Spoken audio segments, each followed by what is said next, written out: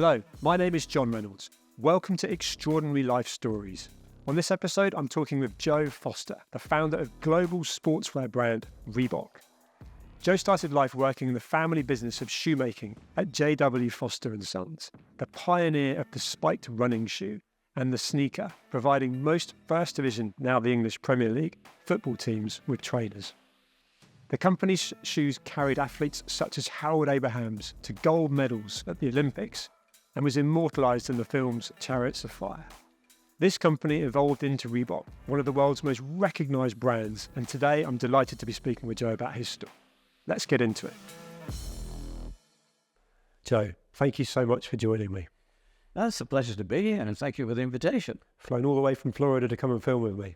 I feel privileged. Well, No, I'm winding you up. But we're on our way back, but yeah, we'll be going again, so No. a different country. Wherever. But great lifestyle. Nice to call in here. Tell me, who is Joe Foster? Who is Joe Foster? Well, I'm the grandson of the founder of J.W. Foster & Sons in 1895, my grandfather. Pioneer. Pioneer, but he was also the inventor of the spike running shoe. I remember wearing them on my sports days at school. Really? 100%. Yeah, I was in 100%. my 100 and 200, and I loved my spikes. I think just putting them on made They me would be, feel like I was they would quicker. be Reebok, though. They course wouldn't they be were. J.W. Foster. Of course they no. were. Yes. Sorry, but you said the inventor of spikes. I'm He was the inventor, follow on. yes. In those days, the running shoe was a turn shoe, made inside out. did not know that. Today, there's still some turn shoes. It's a different way of making shoes, but they turned it inside out and sew it out hand sewn. Then they turn it around and then they put the spikes in and whatever. But that's going way, way back. So it was Joe Foster. Well, my grandfather, he died in 1933, but during his time in 1904, he had 3 world records. A guy called Elf Shrub, 3 world records of his shoes. In 1908, he had 2 gold medals at the Olympics in London. And his belle epoque was the 20s, when we had a lot of, I think it's Antwerp. He actually, on his letterhead, supplied all the athletes in the Antwerp Olympic Games in 1920. And that's written down. Sweet. Yeah, we've got that. But during the 20s, you'll know the film Chariots of Fire. Of course. Heard of Chariots of Fire? Iconic music, yeah. Yeah, Harold Abrahams and Eric Liddell and Lord Burleigh. They were immortalised in that film. But they actually won their gold medals with my grandfather's shoes. So, had he been sort of today, he would have been really famous. But because in those days, well, it was athletics, and it was only athletics in the Olympics. I mean, the Olympics these days is everything, isn't it? But in those days, it was athletics. But he made their shoes, and that was his fame. But unfortunately, he died in 1933, and I wasn't born until 1935. But I was born on his birthday. Oh. Quite a coincidence. Yeah. Yeah. And my grandmother insisted I have his name, so he was called Joseph William. That's why I'm Joseph William. Thank you for explaining that. Joseph William comes from. Yeah. And yes, by 19, we're talking about 1935, by 1939, 4 years old, World War II. All the lights went out, no education, because all the teachers were called to the front line and doing whatever. Fast forward now to 1945, I'm 10 years old, and we get some teachers, and the lights come on again, and we start getting a bit of education. Eventually, with that education, I go to college, technical college, and at 17, though, I leave and join the family company. Did you want to? I mean, in terms of choices and in terms of what, there's clearly a huge amount of respect and legacy in you while you're telling the story, but is that something you wanted to do? Well, I guess when at that age, you go through the war at that age, you really don't have any idea what you really want to do. It was, I guess, we were not a well-off family, but we were sort of better off than most of the streets, as it were, and so it seemed a natural thing. You go through, wanting to be a train driver or something like that as kids, you go through all those feelings, what can we do? But so I joined the company, and Was I interested in the company? Really? You at 17, you're more interested in playing sport or finding a girlfriend or two. Sure. That's so that was okay. And for a year, that's what I did. My brother, who was 2 years older than me, he joined the company at 14. He left school at 14, and so he'd been in the company for a while. And but in those days, at 18, you had to do national service. For whatever reason, Jeff, who was 2 years older than me, had been deferred for 2 years, but they didn't bother deferring me. So we both went almost at the same time. Left the company, did 2 years of national service. That was very interesting because, mother's not there making the meals, making your bed, or looking after you. You develop sort of a bit of self-sufficiency. You learn how to adjust and know what to do. I think after about 6 months in the RAF, I was in the RAF, 6 months in the RAF, and we were on radar. But I also played badminton. And it was quite an accident. A longish story, but I got to be part of the team, of our team, which they'd lost in the first round of badminton. But everybody who lost in the first round, every RAF camp that lost, they went into the Shield. So the big trophy we were out at, but the Shield. I obviously strengthened the team. We won the Shield at Wimbledon. We played at Wimbledon, and we won the Shield, and that got me spotted by some of the sort of bigwigs of the RAF who were interested in badminton. So from that moment on, I was playing badminton for the rest of my RAF career. So for about out of 2 years, I probably spent 15 to 18 months just travelling around playing badminton. Bad life? Not a bad life, no. So it was good fun. And when it used to be sort of demobbed, as it were, these 2 years, sort of invite you in and invite you, would you like to stay? Because they would like you to stay. And they ask the question, well, if I stay, what for? Why would I want to stay? Well, we could send you through officer training. You do this. And I said, I was fighter pilot. Oh, yes. Well, if you sort of come through the whatever. And I thought about it a bit. I thought, I don't know. So that might have been an option, but I didn't take it. And I went back. Went back home and went back to the family business again. And Jeff, he was about 3 months behind me coming back. But when we came back, the one thing we did notice was that the J. Dewey Foster business was failing. It was just failing. Because my father and uncle had taken on the business from my grandfather, who had really grown this wonderful business, and they did have a global business. Small, but global, because it was athletics. We came back and we saw it was failing because they didn't have any reps. They didn't really market the business. And so I'm talking to my father and saying, look, Dad, we've got to do something. We've got to make some changes. So we've got to get on. And he said, no, we're quite happy as we are. Problem is that my father and uncle just did not get on together. In fact, they fought, they feuded more than they spoke to each other, which, as you can imagine, for a business which is 50-50, if you don't speak, it's not going to go anywhere. Communication is key, right? Yeah, I mean, it's like Adi Dassler and Rudy Dassler, they were the same. They couldn't work together, but being sensible, Rudy left and set up Puma. Unfortunately, my father and uncle just feuded and just feuded and just feuded, just in. And my father, again, all he could say is, look, when your uncle's gone and I've gone, this business will be yours. You can do what you like with it. And I said, look, Dad, that's not the story. We don't want you to go. We're not looking forward to that. But this business will be dead long before you are. So you had the vision that it wasn't even going to last their tenure. That's it. I mean, we could see it. Adidas had come in. Adidas had taken over the football market. And yet, I go back to that letterhead that I referred to, Foster's supplied Antwerp, all the athletes were supplied by J. Foster. Well, on that same letterhead, there's about 95 teams, including all what you would know in the Premiership and all in the EFL. We supplied them all. Man United, Man City, Arsenal, all these teams, he supplied them all in those days. And so somewhere this didn't connect. They hadn't bothered to sort of say, okay, we've got a business now, how do we? Otherwise, it would have been a tremendous business had they thought of a business.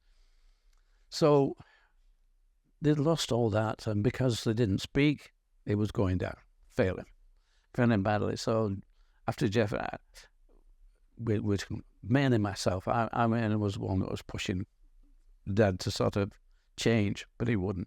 So we decided that we would leave. We didn't tell them, but we went to college. We went to shoe college. And at night, so we spent nights at the shoe college. And whilst we did learn a bit more about making shoes, because all we knew was what we picked up on the shop floor at Foster's, so we picked up a lot more of information, how to make leather and the whole thing. But the best thing that we got from that was friendship, contacts, connection. We picked up so many contacts. And so in 1958, when Jeff and I said, that's it, we're going. And we got ourselves a little sort of factory. Well, I say a little factory. It was Berry Brewing Company, an old brewery, 3 floors. And the roof leaked like a sieve. Yeah. So we couldn't use the top floor because if you walked, it was that bad. It was that bad. Yes, we managed to get buckets and whatever up there, but if you were not careful, the floor would just collapse. It was so rotten. That was the top floor. That's where you started. That's where we was at it. The middle floor, we could use that. The ground floor, for some unknown reason, of no windows.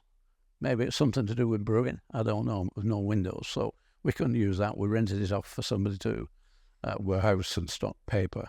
So that was okay. But we had the middle floor.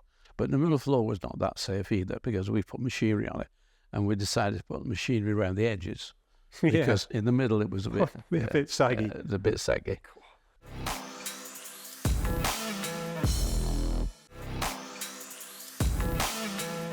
Foster's did fail.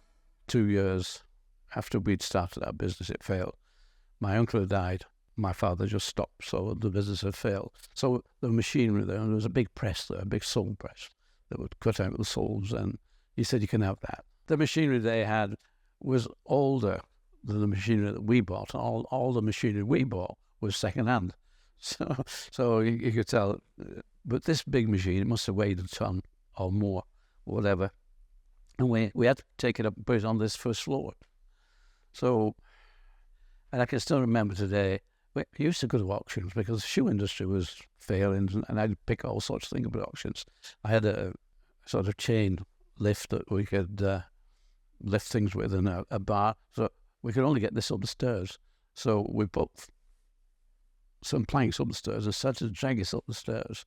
And there's 2 of us who were at the back pushing. I don't know why we even thought we could make any sort of extra effort we were pushing that. But I've thought many a time that if that bar had slipped, something had happened, and that had come down, that I would have been gone, and me and the other guy would have been gone. We never would have heard of you and Reebok. Gosh, that should have not happened. But we did get it up. We got it onto the floor, and then we had to move it to one side, put the crowbar underneath to move it, and all that happened is the crowbar went through the floor. We didn't.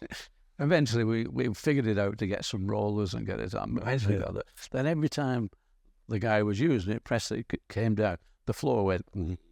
So it's, how long did you spend in these premises? Hopefully not too long. So it was do it yourself, and we did a lot of electrics and everything. We had to do you were this. Proper entrepreneurs at that stage. Oh yeah. And what was your kind of niche? Because we know what it became, and I want you to tell me that. But in context of, you had the vision of J.W. Foster, and there was visionary stuff there with the spikes and so on. But what was your vision? What were you looking to ultimately brand and become? We're very sporting in terms of we didn't want to compete with the family business, which had sort of moved more into athletics. So we went into cycling. So we started making cycle shoes. So that's where we started. And very shortly after that, I met a guy called Bob Brigham. Well, in fact, we had a rep who was selling for us, and he was also selling to Ellis Brigham. and they were outdoor shops. They've got a few. I think there's one at Covent Garden called Ellis Brigham. And Bob wanted a boot. He wanted a lightweight climbing boot. So we started making a lightweight climbing boot for Bob, which is okay. But once Foster's fell apart, we thought, oh, we'll make athletic shoes as well, which is a good job because, funnily enough, we had a rep in London. He was a Scotsman. Why he gone out was but he was magic. Our cycle business grew incredibly. We had a second rep. He was a cyclist, a local cyclist, and he covered 50 miles radius. He trained, but he took a bag of shoes on his back and would call in at all the local cycle shops. This was okay until one day the orders from London just stopped.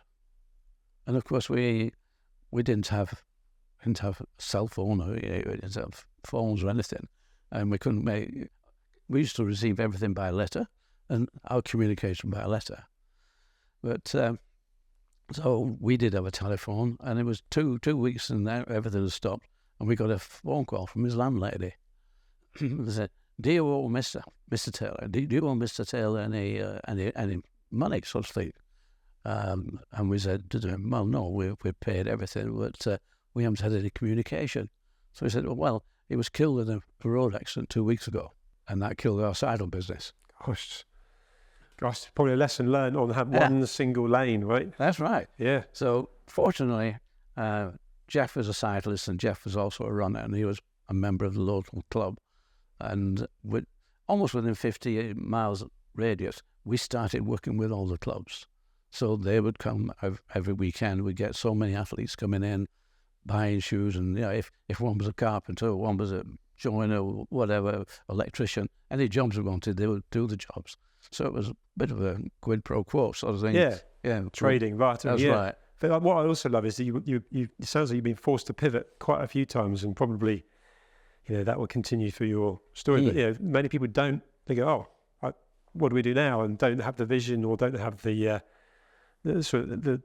determination to see something through to then make the direction to change. Yeah. So we had to change, but we talk about the problems. We were 18 months into our business, and we were doing nicely. Our accountant said, "Oh, Joe, you're doing pretty well here.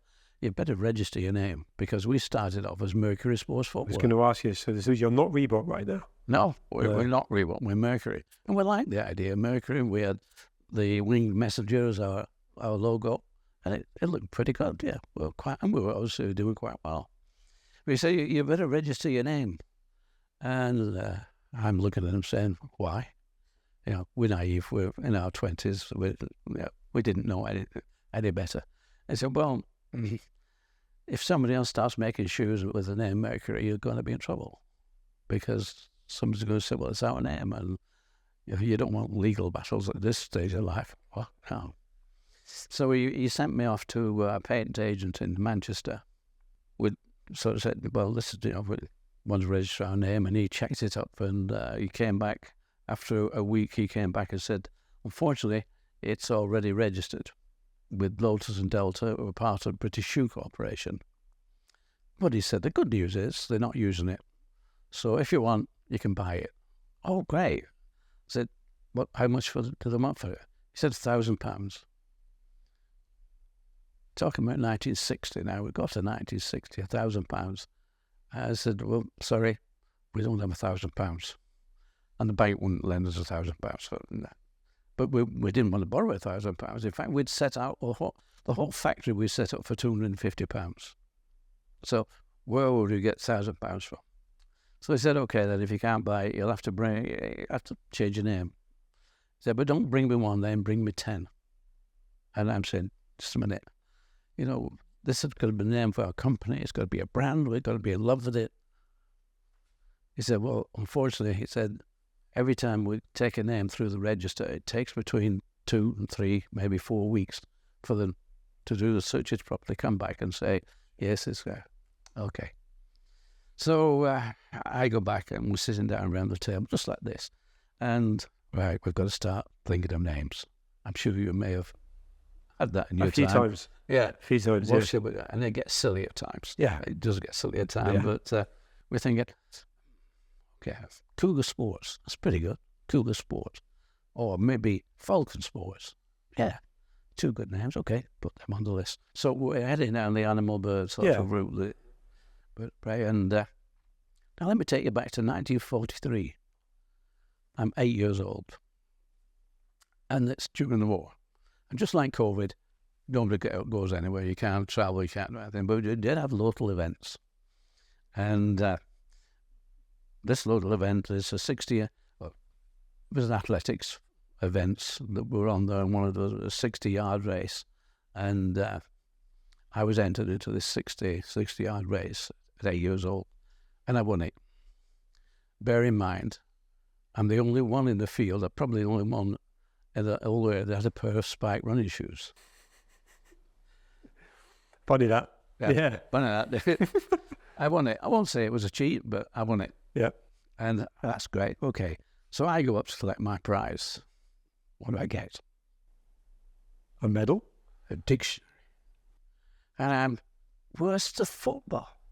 You know, what can I do with this? Yeah. Yeah. And it was a Webster's dictionary, which is an American dictionary.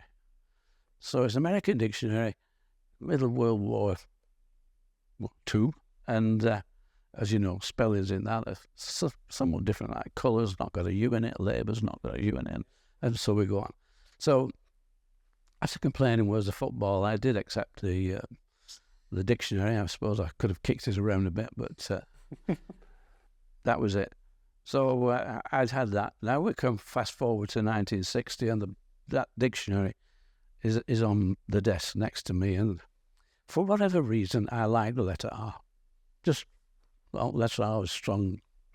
I loved it. So I opened my Webster's dictionary at R, and I start thumbing through. And I come across REEBOK. What's that? Well, it's a small South African gazelle. We're a running company. Gazelle. Yep, association of... Perfect. That's it. Top of the list. Okay, so it goes top of the list. Mind you, this is an American dictionary. Had it been an Oxford English dictionary, it would have been spelled RHEBOCK. Everyone would pronounce it wrong, wouldn't they? They'd all be Reebok. Yeah. So I put this at the top of the list, and I go back to see the guy. And mind you, before I'd done that, in his office, his window was open. It was a nice day in May. And when he said, you need another name, he pointed through the window to Kodak. And I said, what's with Kodak? And he said, well, it's an invented name. If you invent it, nobody can say anything. It's yours. You invented it. So we thought of a few names, but nothing like that came up. But anyway, we had a list, and I'm taking it back to him, and I said, look, I'm giving you 10, but we want that one. I love it. We got to be in love with it. We want that one. It just fits so nice. Yeah. And he said, okay. But he's a lawyer, and there's something quite sweet about the fact that you won the running race in spikes. Yes. That gave you a prize that didn't really have any significance and probably wasn't even that wanted at the time, that actually ultimately led to a name that the whole world knows about. That's cool. right. It's a cool story. It is. Yeah, it's really good. We're very fortunate. There's so many stories like this that we have. And so he said, okay, look, leave him with me. It took about 3 weeks to check all these things, and he did telephone and said, Joe, you got your wish. You can have Reebok. There's just one caveat that the registrars put up to us, and that is that if somebody starts making shoes out of Reebok skin, you cannot stop them. And but I looked at Jeff and we both said, that'll never happen. So that's it. So okay. He said, but because of that, we're going to put you in the B section of the register. And a month or so ago, I didn't even know there was a register. So what did the B section matter? I said, that's okay. As long as we can use the name, that's fine. 10 years later, the registrar came back and said, we've moved you to the A section. Why is this? Is that because everybody now knows that Reebok is a sports shoe? so the animal has to be second. That's cool. That's cool. A moment in time. A moment in time. And then fast forwarding that from a 10 years point of view, we all know Reebok as a brand now. And if you go back to certainly when you were in charge and flying around the world, and it became a global, I think you were global number one, competing with Nike and Adidas, you were number one. Yes. So tell me about that journey. And I think anyone watching and being inspired by you as an entrepreneur, as a business person, and just interested, how did you achieve that?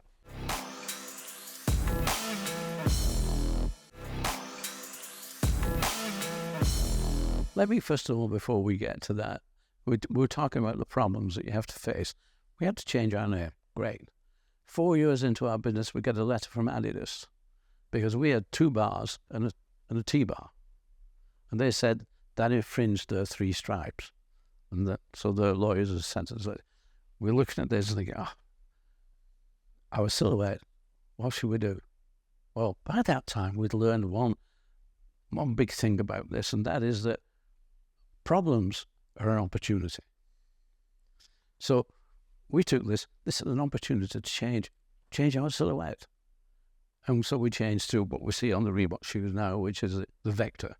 So 2 things happened. We changed our name to a better name, and we changed our silhouette to a more distinctive and better silhouette. And it all came from facing a problem and learning from that problem, which we absorbed that problems we looked at as an opportunity. An obstacle to overcome. Yeah. So what I love about that as well is ego could have got in the way, and you could have robustly, with the lawyers, gone back and said, we are not changing. You looked at it and thought, well, actually, because that would have been a potential money drain, energy. But actually, you turned it into... you face the problem, you think, let's get around this. Let's not fight it. We've not got the power to fight it, but let's take this as an opportunity. So that's what we did. And of course, when we talk about how did we get to sort of number one? Well, first of all, we took a lesson from my father and uncle, and that is that they didn't get on, whereas Jeff and myself, we got on. But Jeff loved the factory, I didn't. Jeff loved making shoes, and so we decided, I'll look after the factory, you do everything else. Yeah. So everything else landed on whatever that was. It would be it marketing, even designing. I did a lot of the designing, but so Jeff looked after the factory. I looked after everything else. It meant I was the one that started traveling, and it was another question I did. You face your problems. What are your problems? Well, I got in my car, went round to. In those days, we didn't have what we have now, the conglomerates of retailers. There were every sort of ex-footballer opened a sports shop in his local town. Right, so all little independents. Yeah, all his independents. So we had 3 in Bolton, and that was more or less, most towns had 2 or 3 independent sports outfitters. So I would go in and put my stuff on the counter and talk. I would go chat with the owner or whatever, and I said, I like your product, brilliant. He said, but he looks up and said, look, I've got Adidas and I've got Dunlop. Why do I need Reebok? I had that about 4 or 5 times, and that stopped me being the salesman. Because I realised he didn't need me. He just didn't need me. He'd enough, because they used to carry everything. These days you've got JD or Foot Locker, and they're just full of shoes, really. That's the main thing they have. Well, the small sports shops used to carry chalk for your queue and everything. So he didn't have the space to stock another brand, and nobody would walk into his shoe shop and ask for Reebok. So, okay, we started to go to events and sell at events. We already had a lot of athletes coming in. But then in those days, I think it still applies now, the 3As, the Amateur Athletic Association, every club was affiliated to the Amateur Athletic Association. And the Amateur Athletic Association, they produced a book with the name and address of every secretary of every club in the country, offering a discount and offering, if anybody wanted to become an agent, they could get the discount and whatever it is. So that first letter, I got 100 agents. I sent 2 or 3 letters later, and eventually ended up about 300 agents. And then the phone rings. And the retailers are saying, Mr. Foster, you're supplying our local athletes direct. Yes. Well, if you stop doing that, we'll stock your product. It didn't take me long to think about that. I said, no. Our business is good, and we only give them 15%. You would get it at wholesale, which is less than half price. And I'm sure you would give 15% to your local athletics club. So, and I'm sure your local athletics club would love to come down and try the shoe on rather than go through the postal system that we're using and possibly get it wrong. About 90% of the retailers were happy with that. And so that's how our business started to grow. Smart. Yeah. Smart. It's tapping into what becomes brand as well. The association. And I think that's something that we know how important that is. That you walk into JD Sports and there are so many different brands, but people will default to a brand they know. Yes. Do you think that part of the journey, that entrepreneurial side and very smart marketing helped create what became the brand? Well, yes, because what happened is we had that direct connection with the athletes. We didn't have anybody in between, so we could talk to them. They could talk to us. And we designed the piece that comes up at the back, and the athletes came to us and said, yes, well, that the piece comes up at the back. It's okay, but it rubs the back of the tendon. And they used to get sore tendon. So we put a dip in it. And you can see them today, I see shoes with this dip and they pull on tab of the heel. And so we put the dip in it. And that came through getting feedback from athletes. And reacting. And so so it made us number one. We became the number one running shoe company in the country. And then we're faced with a problem. What do we do now? Do we increase, we'd already gone out of cycling, of course. Do we increase our offering? Do we go into football? We'd gone into rugby league, because rugby league was north of England. And we could have that. We called it white space. Where can we go? Where's this white space that we can go where the big boys are not? It's either too small for them or not heard of it. So we're looking for white space all the time. And so we did rugby. Then, as I say, the next thing is, do we expand our territory then? Do we go to Europe, 400 million, but 28 languages, 28 countries, and I said to me, or do we go to America? We already knew America was a good place because Foster's had a contract with Yale University in America, and they used to sell 200 pairs a month to Yale University. So we knew that in America, every college, every university has coach, and coach is king. Really, I mean, and you go to the college on a sports scholarship. So I knew that was a big market. Oh, okay. I'm having this discussion. We should go to America. Sure, it's a long way away. Costs a lot of money. We haven't got that money for you to go off and do whatever you're doing in America. Oh no, okay. Fortunately, I've been reading a magazine, Eurosport. And the British government were advertised in Eurosport. We want you to export, particularly to America. And so I made contact, and they would pay for the airfare, return to get there. They'd also pay for the stand, so we could go in there. The stand would be there for us to put our product on, and they pay 50% of our hotel bill. Well, when I told the family, this is what you can go. Permission. Yeah, it was cheaper to go than stay at home, really. Yeah. Right. And I mentioned Bob Brigham. Bob Brigham, we were making his boot, and so Bob Brigham agreed we would go together. This is 1968. So we took the trip. And if you stayed for 2 weeks, you got a cheaper airfare. Now, I have no idea, even today, why we bothered. Since the government were paying, why did we bother to go and get a cheaper airfare? But the advantage of that was we decided going through New York, then on to Chicago, and then to Bermuda for a week. Bob knew somebody over there, so we stayed with them. So we had a good trip to New York. Bob visited the outdoor stores. I visited the sports stores. Sure. And then went on to Chicago. Chicago was great, and I didn't take any orders. A lot of people come out saying, wow, love your product, where'd we get it? I said, England. And they're saying, is that New England? Yeah. No, across the water. Oh, near London. Near London, you got it. I realised at that time I need a distributor. This isn't going to happen unless we get a distributor. Okay. I eventually got into the American market in 1979, 11 years after the first. I had 6 failures. I got 6 different distributors. One had been a distributor for Adidas, and but it didn't work. Yeah, it didn't work. But you kept going though. You kept knocking on the door. Kept knocking on the door. Yeah.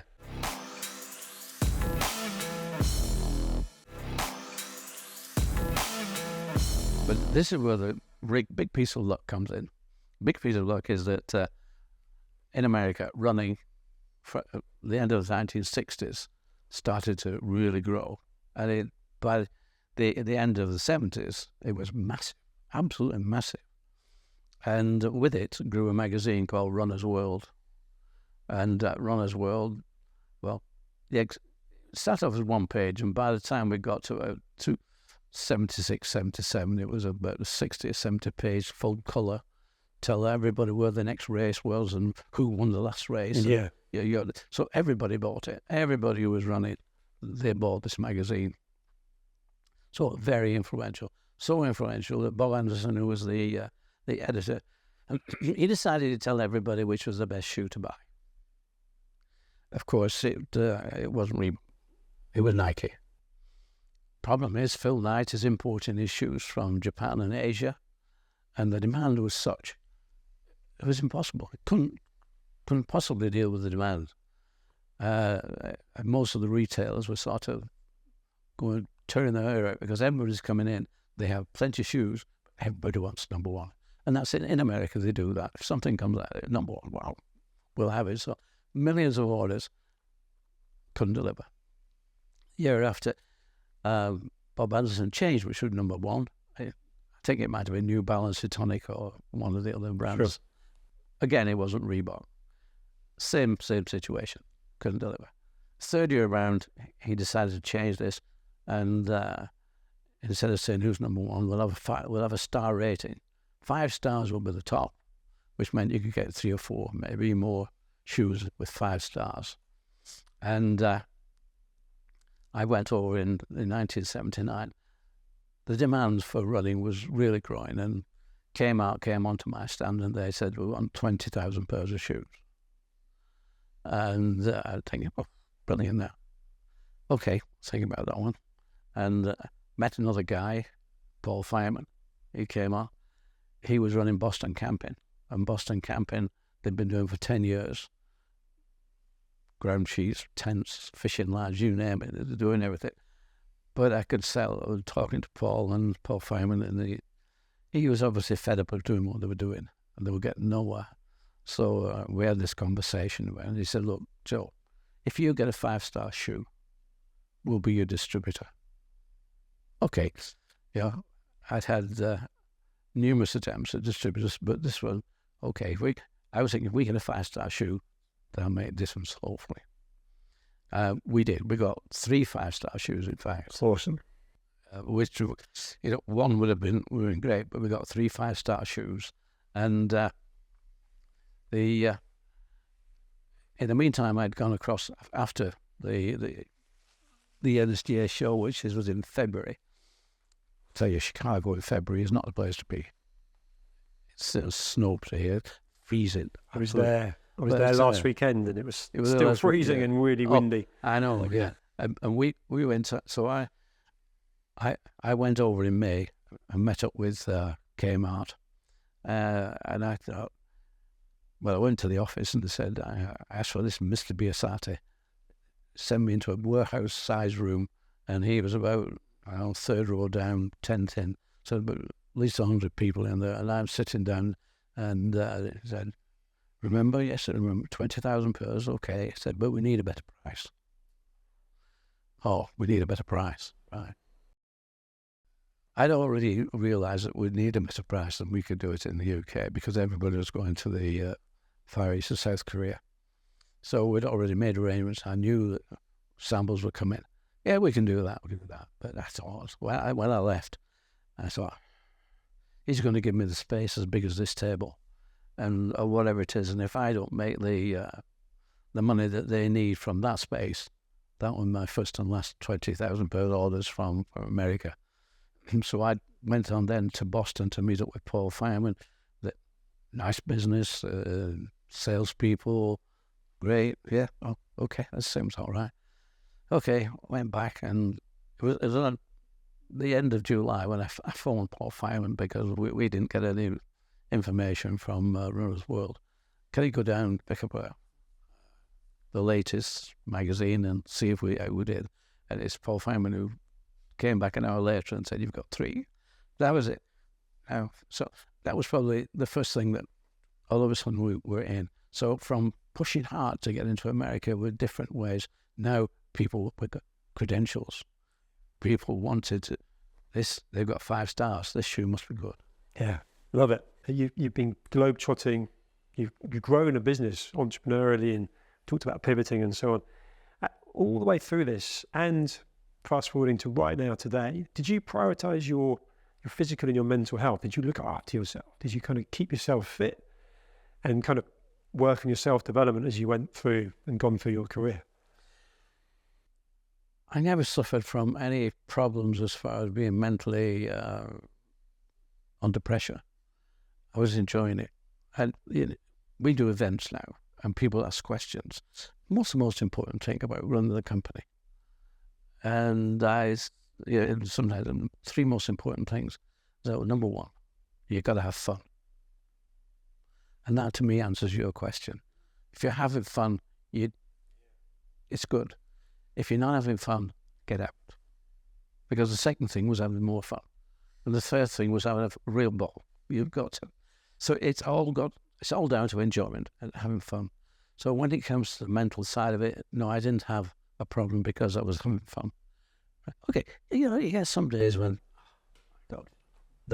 it's not fun. Goes back to what you were saying though. Every potential problem you can overcome it. I'm talking business here, but you seem to adopt that mindset to everything that you do. You're fully present now, and I get the feeling that that's a key thing where you're dialed in, got your full focus, and you're dealing with things as they come, which is the best way, rather than dwelling on them or letting them get you down, which is where a lot of these mental health issues can ultimately develop. But physically, I mean, by default, you were charging around the world and, a lot of traveling and so on. But a lot of people will say to be successful in business, you've got to own the morning. We get up at 4 a.m, do a workout and so on. Where did you fit with that? I used to, being in running, I would put a pair of shoes on. I thought you might say that. And run. Yeah. I remember running around the palace in Japan. There was a running track around it. So I remember doing that. So I could put a pair of shoes on and go out running. And so I was always keep moving. Brand ambassador. Well, yeah, brand ambassador, or just the fact that, you see a lot more if you get out there with a pair of shoes on and run around, because really, people say, you've been to all these wonderful places, and most of those places you go to, you don't see, because you do this. You come to London, you sit at a table, and then you go. You don't go and see Tower Bridge. You don't do that. Business is business, and you got to get the business over. And then they take you places. They'll take you for a meal. They don't take you sightseeing. You don't do that. So putting a pair of shoes on, just going running. They had a big garden with koi and everything, and it was in the palace grounds, so you could go out and enjoy it. Yeah. So that was a bit of it. When I'm back in the UK, I would play badminton. Yeah. And that kept me fit. Sport. And, yeah. So and then Julie and I, we played tennis for many years. Yeah. I'm not good at tennis, but I could get rid of a lot of frustration, because you whack the ball hard and it'd probably go miles out. But no, it's good to have different outlets. Yeah. That's kind of what I was asking. Actually, I know you probably get asked this quite a lot, because I know that one of the things you like to do is help people in their businesses, particularly in the field you know best. But if you were to be talking to someone that's aspiring to be in the sports shoe industry, and they were starting out now with AI and the sort of current stuff like AI right now, and then all your knowledge from what you've been through, what advice would you give them? Well, again, the advice comes having fun. You've got to have fun. Are you enjoying it?